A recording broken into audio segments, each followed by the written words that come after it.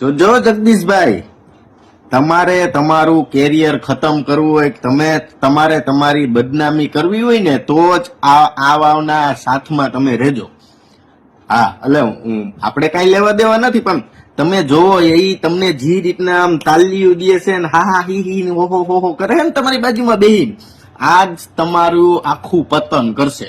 યાદ રાખજો. જો આને પાહે બેહાયરો ને તો જીવતું જાગતું ઉદાહરણ લઈ લ્યો. ગોંડલ જયરાજસિંહ જાડેજા, વ્યવસ્થિત રીતે જયરાજસિંહ જાડેજાનું ગાડું હાલતું હતું, વ્યવસ્થિત રીતે ગોંડલ હાલતું હતું એના પ્રમાણમાં, અને આ અમારા પટેલિયા ઢોલરિયાએ એન્ટ્રી કરી, એવડું કેવું નિવેદન દીધું, ગોંડલ હડ્યું.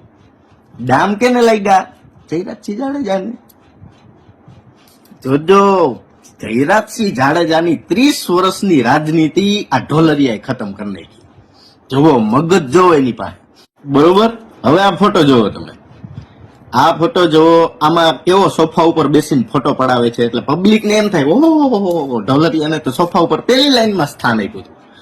પણ એવું હતું નહીં. આ ભાઈએ ત્યાં કઈક વ્યવસ્થિત નતું ની, પેલા બેન ફોટા પડાવી લીધા ગામને બતાવવા. પછી હવે આ ફોટો જોવો. જો આ ક્યાં હતા સન્માન સમારોહમાં? જો દેખાય, જો રિયા દેખાય ને. આજ તમારું સ્થાન છે હો, અને આજ રહેવાનું છે. બહુ સારા કામ કર્યા છે ને. અને ગામમાં હે ને છાપા નહીં નાખવાના ઢોલરિયા કે બનિયાનું આમ કરી નાખશું, બનિયાનું ઓમ કરી નાખશું, ને અત્યારે ટાઈમ ખરાબ છે ને સારો ટાઈમ આવે તો બધાયનો ટાઈમ સાચવતા આવડતો જ હોય.